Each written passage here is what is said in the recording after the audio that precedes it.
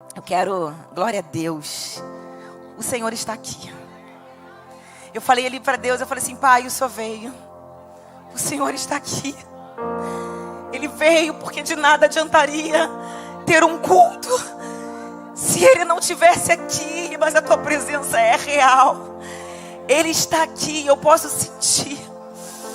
E quando Ele está, Ele vai mudando a nossa rota, Ele vai trabalhando na nossa mente, Ele vai mudando os nossos valores, Ele vai trazendo consolo, Ele vai trazendo conforto, Ele vai abafando os medos, a insegurança, as dores. E tudo fica tão pequeno diante da Tua presença. Eu estava ali conversando com meu pai. Eu amo chamar Deus de Pai. E eu falo para Ele: Senhor, eu te amo te chamar de Pai, porque há muitos anos eu não posso mais chamar o meu pai na terra, porque tem muitos anos que eu não tenho pai. Mais de 20 anos. Então quando eu entro no meu quarto eu falo: Pai, eu me sinto abraçada, eu me sinto cuidada. O Pai está aqui. E eu não sei se você teve uma referência péssima de pai, mas Ele é o nosso maior modelo de um verdadeiro pai. Aquele que dá colo, aquele que consola, aquele que cuida, aquele que protege, aquele que vai à frente. E é muito lindo porque eu estava ali, o Senhor me deu uma palavra. Salmo 40. Esperei com paciência no Senhor, e Ele se inclinou para mim e ouviu o meu clamor. Tirou-me de um lago horrível, de um charco de lodo, pôs os meus pés sobre uma rocha, firmou os meus passos e pôs um novo cântico na minha boca, um hino ao nosso Deus. Muitos o verão e temerão e confiarão no Senhor. Esperar com paciência no Senhor significa confiar. Significa confiar na Tua palavra. Significa esperar, significa se derramar diante da Tua presença e falar: Senhor, mesmo que as tempestades sejam muito fortes, mesmo que pareça que elas não vão cessar, mesmo que eu tenha medo, tenha insegurança, muitas vezes tentando me fazer enxergar somente a escuridão, eu prefiro esperar em Ti. Esperar porque nós cremos que o Senhor tem uma palavra para nós. E quando nós temos uma palavra, nós entendemos que por mais que as ondas venham, por mais que as tempestades, os ventos fortes, nós vamos chegar do outro lado. Porque quem tem uma palavra tem um destino.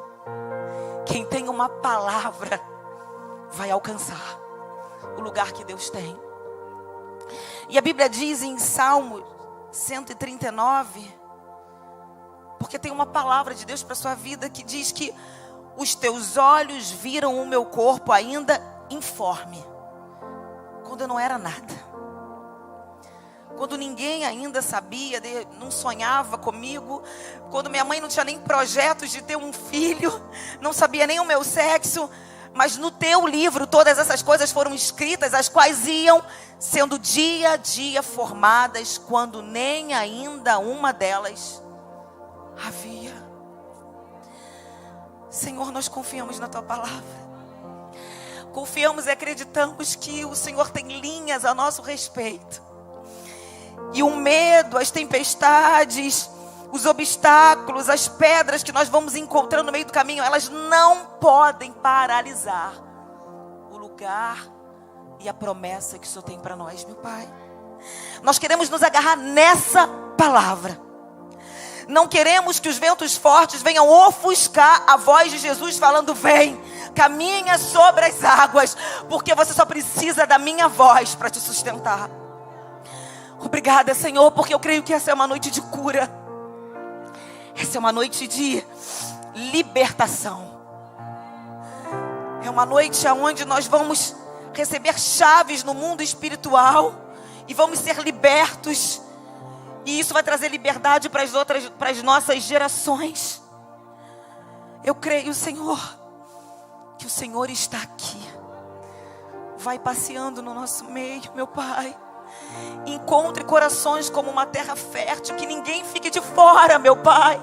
Não queremos apenas ver o que o Senhor está fazendo na vida do outro, mas queremos experimentar aquilo que o Senhor tem para nós, a medida que o céu tem para nós. Nós não queremos perder, meu Pai. Obrigada pelo Seu derramar, pela Tua presença, meu Pai. Porque diante da Tua presença tudo fica muito pequeno. Tudo fica sem importância nenhuma, meu Pai.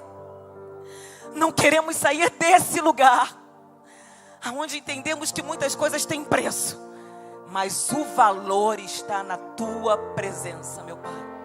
E essa, ninguém pode nos vender. Nós apenas entramos quando acessamos esse lugar através da intimidade, da busca e da confiança em Ti. Estamos aqui porque esperamos em Ti. Confiamos em Ti, em nome de Jesus, amém. Você pode aplaudir bem forte o nome do Senhor.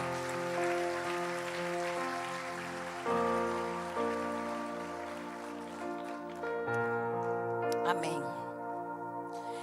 É lindo porque no Salmo 139, diz que o Senhor tem planos para nós. O Senhor tem uma palavra para a nossa vida. Mas você crê que assim como nós temos projetos para a vida dos nossos filhos, né?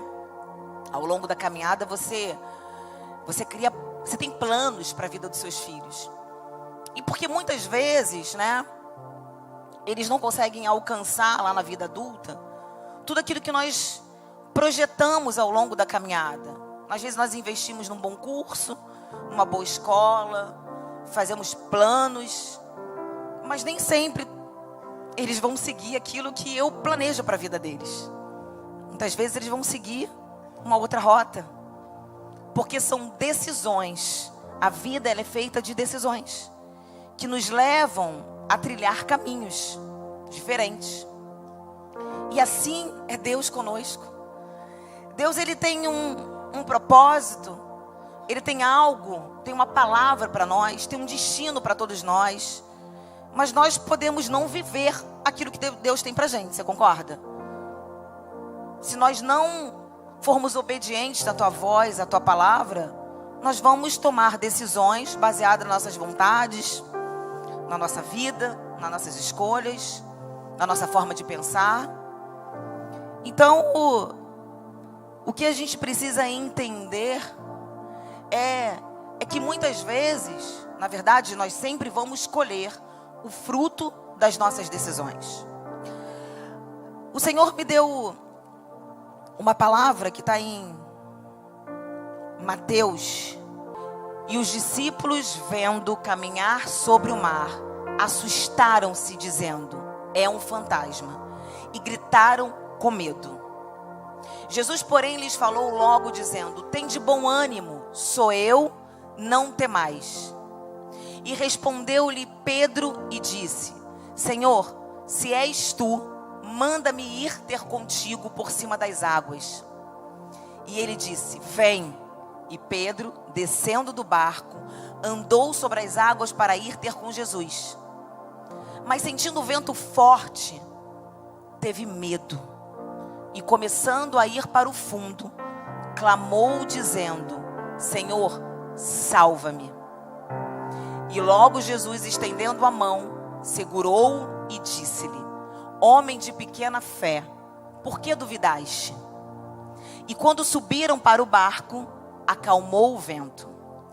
Então, aproximaram-se os que estavam no barco e adoraram-no, dizendo: és verdadeiramente, o Filho de Deus.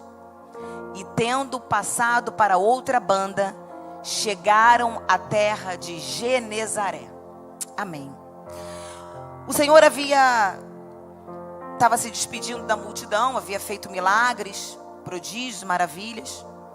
E a multidão ficou para trás. E Jesus dá uma ordem para que os discípulos entrassem nesse barco e fossem para o outro lado, em Genezaré. E nós precisamos entender que Jesus sempre era seguido de muitas pessoas. A multidão cercava Jesus. Mas poucos, quando acabava o pão e quando acabava um milagre, continuavam seguindo Jesus. Mas esses discípulos, eles entraram no barco e se atentaram ao chamado de Jesus, ao comando de Jesus, da palavra de Jesus, dizendo: entre no barco e chega até o outro lado, que é Genezaré. Genezaré é um lugar de milagre.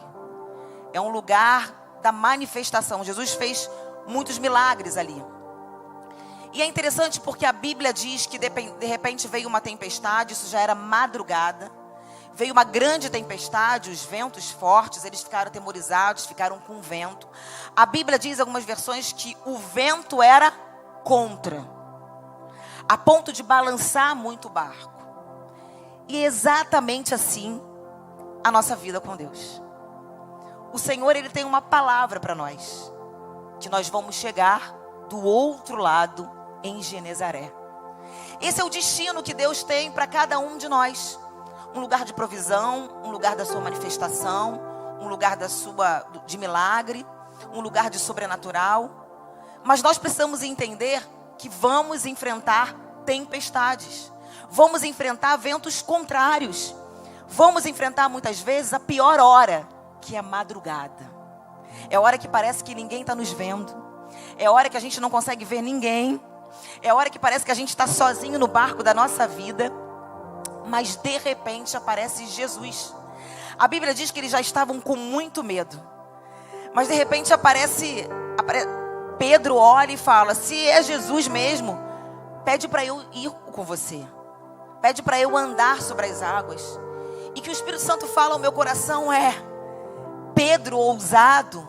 O que ele estava querendo dizer é o seguinte: se é Jesus, faça eu experimentar o sobrenatural.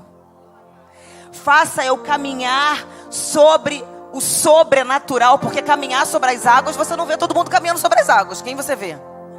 O que Pedro estava dizendo, no meio dessa tempestade, no meio do vento forte, no meio da escuridão, no meio do meu medo, eu olho para você e falo: me faz viver o sobrenatural.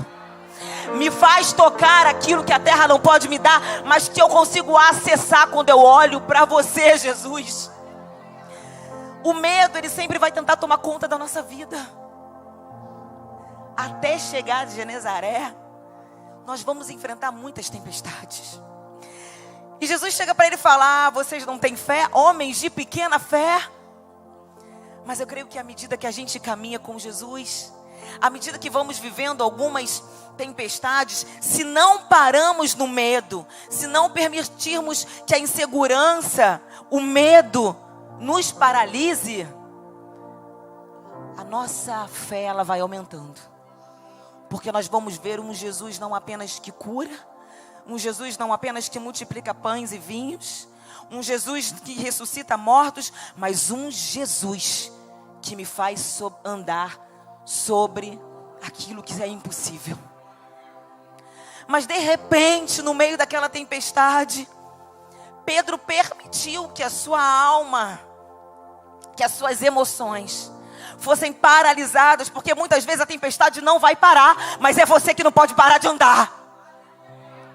A tempestade ela vai continuar, mas Jesus jamais vai te deixar sozinho. Você pode acreditar que Jesus às vezes não está te olhando, que não vai aparecer no meio da tempestade, da escuridão que você está vivendo, mas a Bíblia diz que se você estiver no mais profundo abismo, Ele está lá. No mais altos céus, Ele está lá. Pode ninguém estar com você, mas Ele está. E Jesus fala: homens de pequena fé. Mas eles tinham fé, mas ainda não tinham visto esse Jesus que caminhava sobre as águas.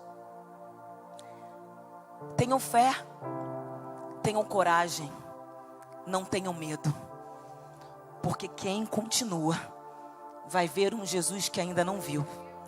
Cada tempestade na nossa vida é um ângulo diferente da face de Jesus que você ainda não viu. As tempestades não vêm para te paralisar, mas elas vêm para te manter de pé, caminhando sobre o impossível. Genezaré só vai chegar quem continuar olhando para Jesus. Pela manhã eu trouxe uma palavra que o Senhor, eu quero trazer para vocês de uma outra forma. Eu falei sobre Davi, Um homem que tinha um chamado. Ele já havia sido ungido no capítulo 1 Samuel 30. Ele já havia sido ungido, mas ele ainda não havia acessado o trono. Davi, ele estava em Ziclag, um território cedido, doado pelos filisteus, porque o seu próprio povo estava perseguindo ele. Saul, o rei de Israel, estava perseguindo Davi. E Davi foi nos filisteus pedir abrigo. E Aquis, o rei de Ziclag, dos filisteus, dá Ziclag para Davi. Uma cidade, um território para ele. E Davi tinha uma palavra. Que ele chegaria do outro lado da margem. Que ele teria o trono. Que ele seria o próximo rei de Israel. Mas no meio do caminho da nossa vida, as tempestades, elas vão aparecer. Como apareceu uma grande tempestade na vida de Davi. Apareceu uma Ziclag, que é um lugar de medo, é um lugar que foi totalmente devastado. Os amalequitas entraram, invadiram, roubaram as mulheres, os filhos, os idosos, queimaram tudo. Davi foi pego de surpresa. Muitas tempestades que vêm na nossa direção, nós fomos pegos de surpresa. Mas o céu jamais é pego de surpresa. Davi, um homem preparado para a guerra, para batalhas, não estava preparado para isso. Muitas vezes nós estamos preparados para receber um diagnóstico de enfermidade. Não estamos preparados para receber uma carta de um desemprego, uma porta fechada. São as Ziclags da vida, que quando você entra parece que roubaram tudo, devastaram a tua vida. Davi, ele havia, com o rei dos filisteus, eles iam invadir Israel, iriam guerrear contra Israel. E Davi, nesse primeiro momento, ele fala: eu também quero ir com você. Eu quero lutar contra Israel. Os príncipes de Israel falaram: não, ele é um deles. Não vamos entrar nessa não. Vamos expulsar Davi daqui. E Davi volta para Ziclag. E quando ele chega lá, a cidade está totalmente devastada. E como eu falei, às vezes nós queremos entrar em guerras que Deus não nos chamou para entrar. E estamos perdendo batalhas dentro da nossa própria casa. Batalhas que têm valor. Batalhas que não têm preço. Mas batalhas que Deus nos chamou para não desistir e enfrentar. Enquanto ele estava querendo guerrear contra o teu povo, o povo inimigo entra no seu território e rouba aquilo que tem valor para ele. Davi, quando chega, ele chora copiosamente, ele fica desesperado. E muitas vezes quando nós entramos numa situação assim, quando nós entramos em Ziclag, quando a Ziclag aparece na nossa vida, nós choramos, temos medo e acreditamos que é o fim. Mas Ziclag não é o fim. É apenas o lugar que Deus usa para nos forjar. É apenas o lugar que Deus nos usa para nos preparar para chegar até o outro lado. Até o propósito, até a promessa. Davi fica muito entristecido, chora, porque afinal haviam roubado a sua família. Os homens vão contra Davi, os 600 homens. Eles querem matar Davi nesse momento. Mas o interessante é que Davi, naquele primeiro momento, quando ele se encontra naquela situação, na tempestade da vida, ele vai e se renova no Senhor. Ele lembra de tudo aquilo que o Senhor havia feito na vida dele. E é esse lugar que nós precisamos nos encontrar quando as tempestades, elas vêm em direção ao nosso barco. Não ficarmos com os nossos olhos voltados para o mar revolto, para aquilo que nós estamos perdendo, mas é relembrar tudo aquilo que o Senhor já fez na nossa vida. Ele se reanimou no Senhor, eu quero dizer, ele encontrou forças no Senhor. Ele não agiu com as suas emoções, ele não olhou aquilo que ele tinha suficiente para ir atrás dos amalequitas e lutar contra eles, mas a primeira coisa que ele faz é: Deus, eu preciso lembrar quem tu és, para que eu não desista e não pare no meio dessa tempestade. Senhor, eu preciso lembrar todos os dias quem tu és da minha vida, tudo que o Senhor já fez, e entender que o Senhor vai colocar um cântico novo nos meus lábios, Senhor. Do que estamos nos alimentando, igreja? Nós precisamos lembrar todos os dias o que o Senhor já fez na nossa vida. E foi essa a posição de Davi. um homem de guerra, um homem preparado. Mas ele viu que o que ele tinha não era suficiente, mas quem Deus era na vida dele era suficiente. E a Bíblia diz que ele traz a presença através de um éfode. Ele traz a presença de Deus e o Senhor. E ele pergunta para Deus. E é isso que me chama a atenção. No meio da tempestade, a quem você socorre? Quem você procura? Quando você está quando você tem algum problema financeiro, você recorre primeiro a quem? Você pode recorrer aos médicos, você pode recorrer ao seu dinheiro, mas em primeiro lugar você tem que recorrer ao Senhor. Eu me lembro quando o meu filho, eu recebi o diagnóstico no hospital que o João tinha um cisto no cérebro, era muito grande, era 40% do cérebro dele a cisto. E eu vi aquela médica falando ali. A primeira coisa que eu fiz é sair daquela sala. Eu deixei ela falando sozinha com o Léo. Eu fui para dentro do banheiro e falei: Senhor, o que eu devo fazer? Porque eu entendi que não adianta eu ter o melhor médico para operar o meu filho.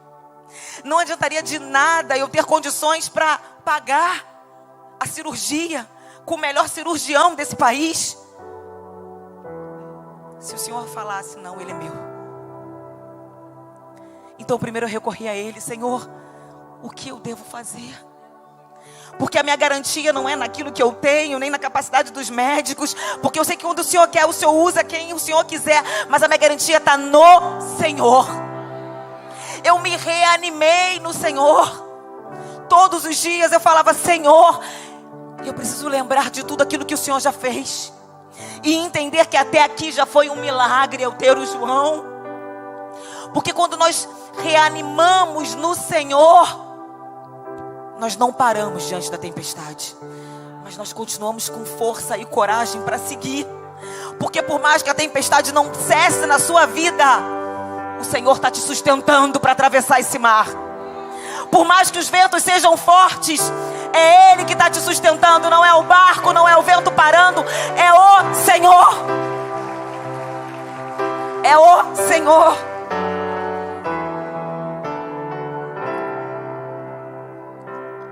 O seu posicionamento, as suas decisões ao longo da caminhada, no meio da tempestade, é que vão determinar aonde você vai chegar. É o meio do caminho. É o meio do caminho.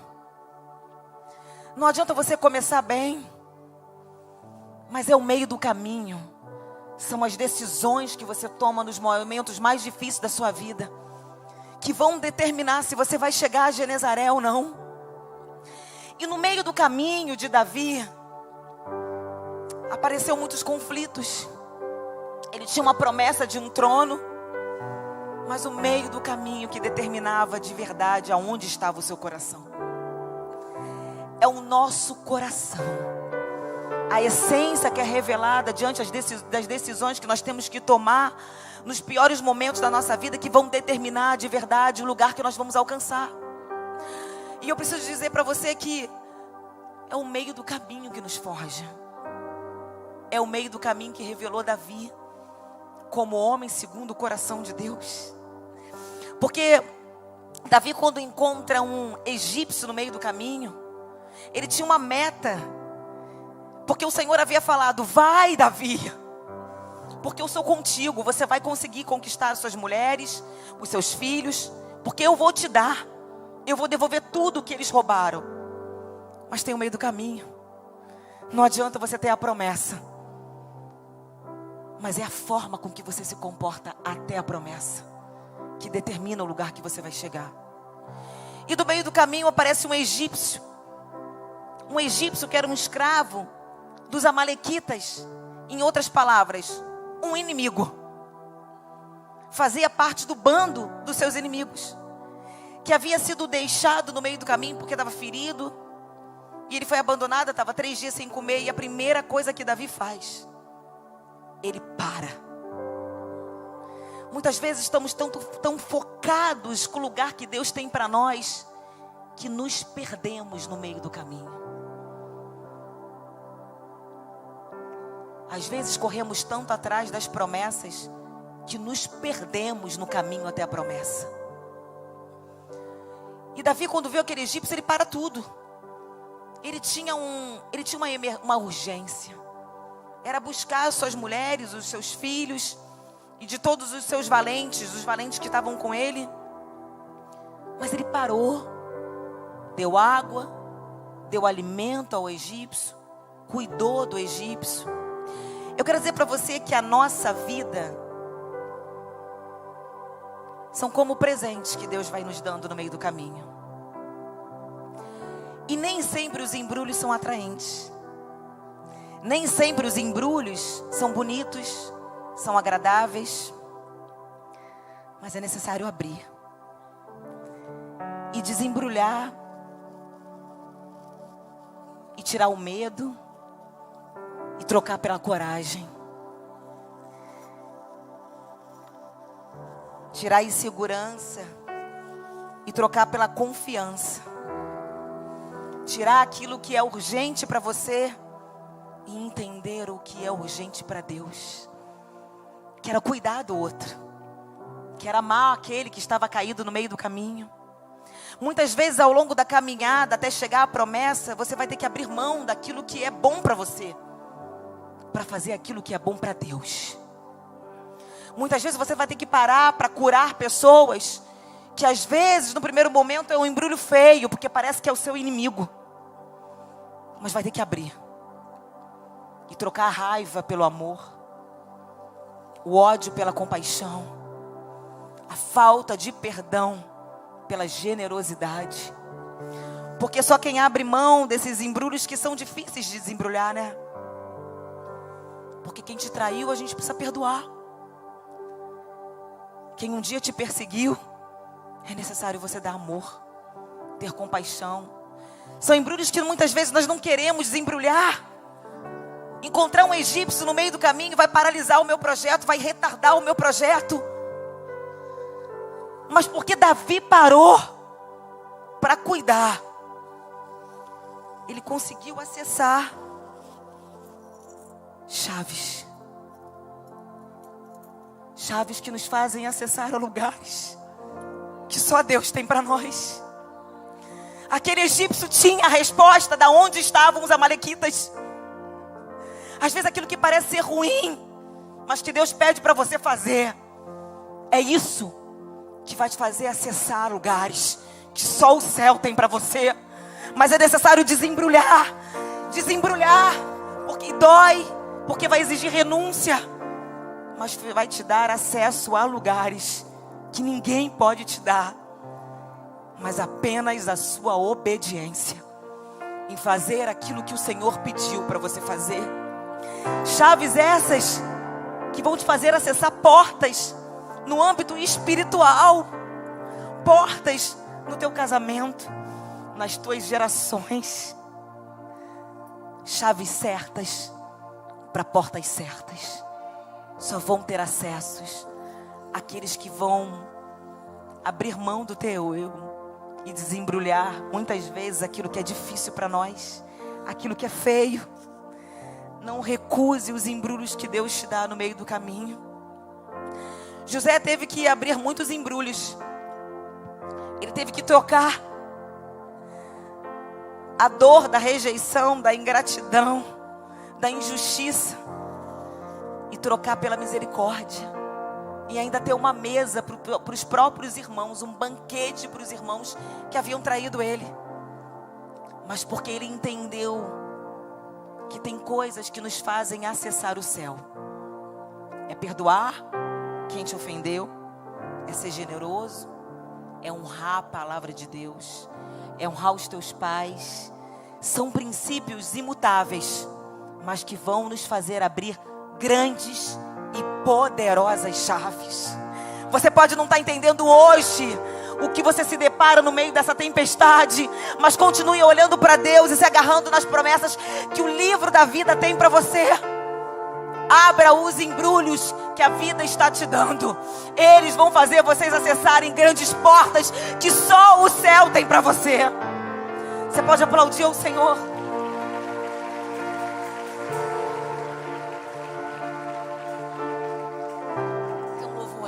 te adorar, para a gente entender que a tempestade não é para nos matar, mas a tempestade é para muitas vezes nós enxergarmos um novo ângulo da face do Senhor.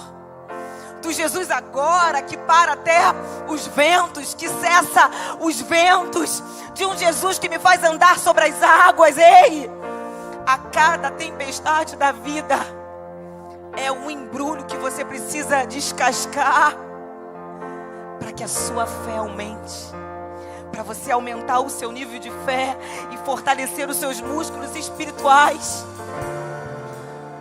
Os discípulos haviam também passado por uma outra grande tempestade, mas dessa vez o Jesus está dentro do barco, dormindo. E eles acordam Jesus: Senhor, você não está vendo o que eu estou passando? Jesus sempre está vendo. Mas será que o seu clamor tem chamado a atenção de Jesus?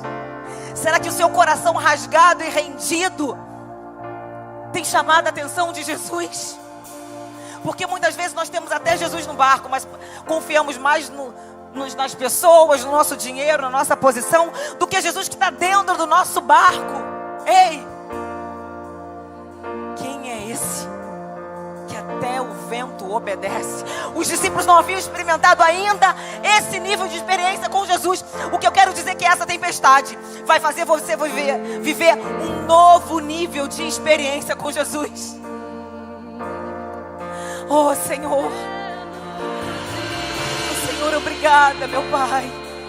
Essa guerra que os príncipes dos filisteus não permitiram que Davi entrasse, que na verdade Deus usou os príncipes dos filisteus para tirar Davi daquele lugar, porque ele tinha uma batalha muito mais importante a enfrentar. Foi nessa batalha que Saul foi morto e os seus filhos. Tem batalhas que nós não vamos precisar entrar e guerrear, mas o Senhor guerreia por nós. A partir daqui você vai ver em 2 Samuel, Davi, ele toma o trono. Nós não precisamos entrar em batalhas que o Senhor já está guerreando por nós. O trono já era de Davi no mundo espiritual. Você não precisa acelerar, mas andar no tempo de Deus. Davi não precisava sujar as suas mãos para matar um ungido, que ele havia sido escolhido por Deus. Mas ele precisava entender que tem guerras que têm valor e outras só têm preço.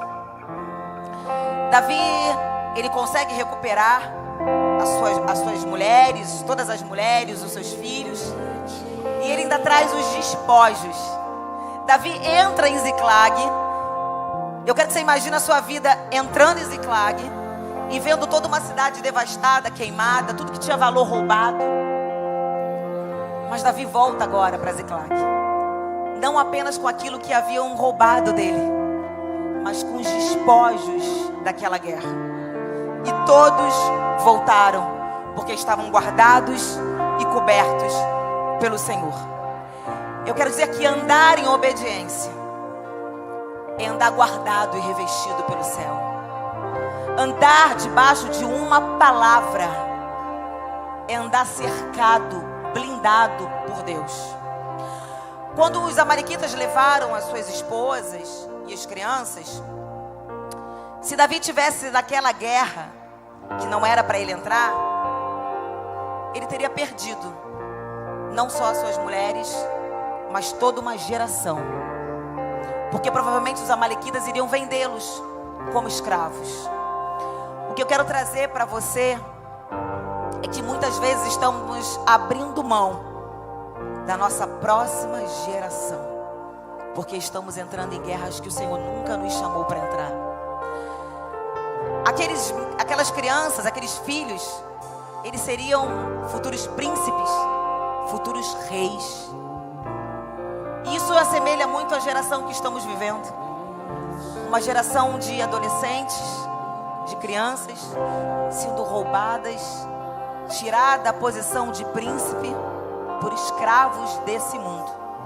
Porque todas as vezes em que nós, como líderes, como pais, como mães, não entendemos que essa é a maior batalha que nós precisamos entrar e vigiar dia e noite, nós estamos perdendo aquilo que nós vamos deixar como legado para a próxima geração. Os futuros príncipes, os futuros reis. E eu quero profetizar sobre a sua casa. Eu quero que você comece a orar pela sua casa, porque o inimigo ele tem investido em entrar na nossa Ziclag, nos pegar de surpresa e roubar tudo que tem valor para nós.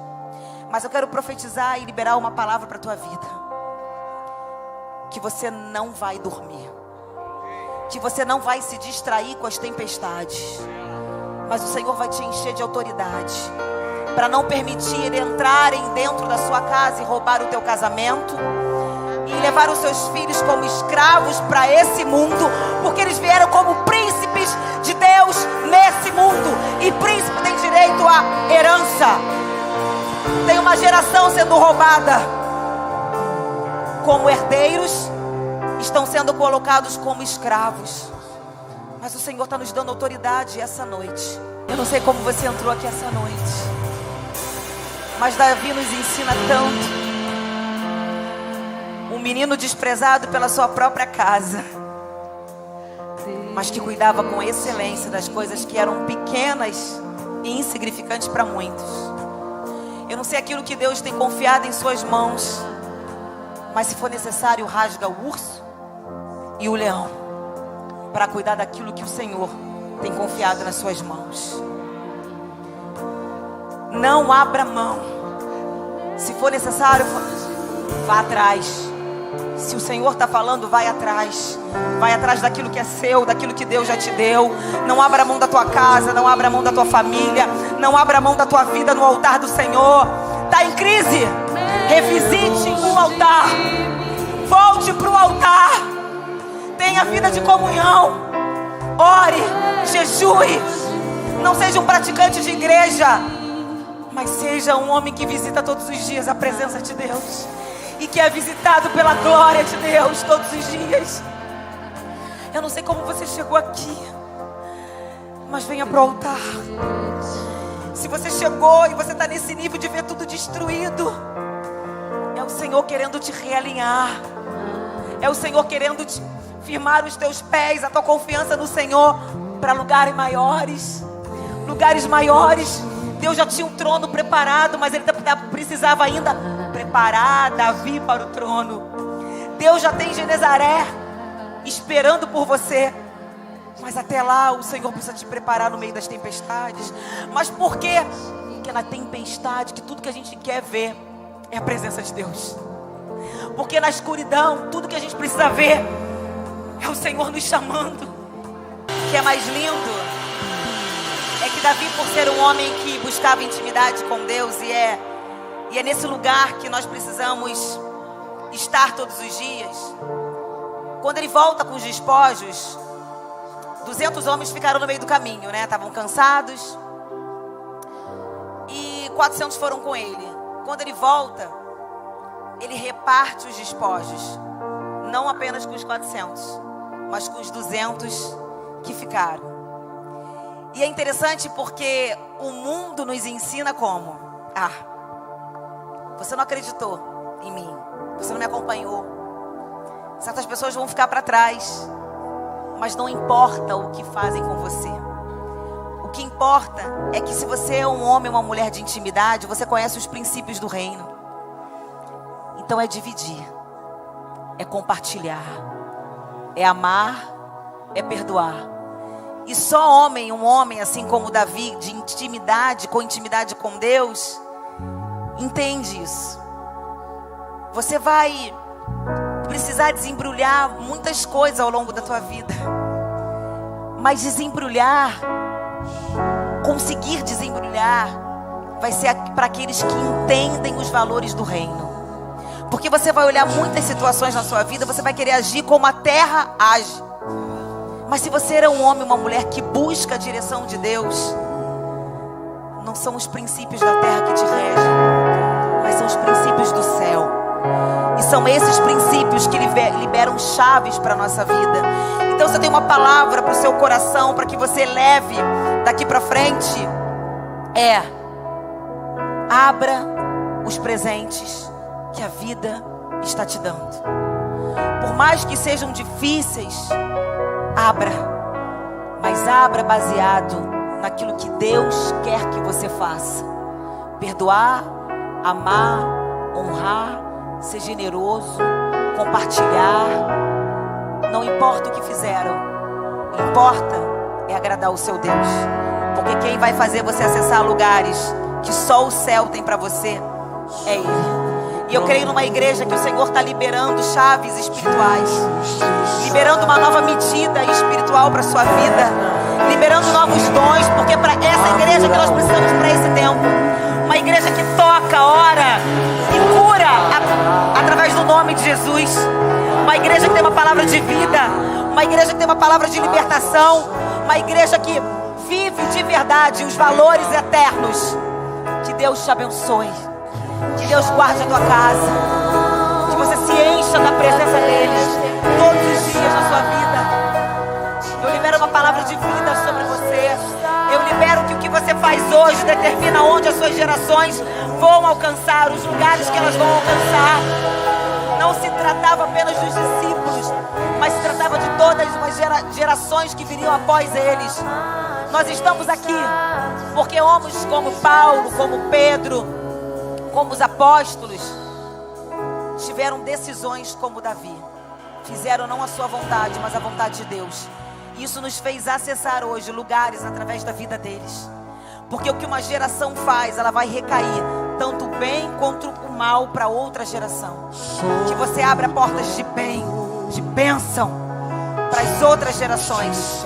Que Deus abençoe, te guarde, te livre do homem mau, do homem perverso. Te livre de amizades que não vêm de Deus. Te livre de mesas. Faça você discernir as mesas que vêm de Deus e as que não vêm de Deus.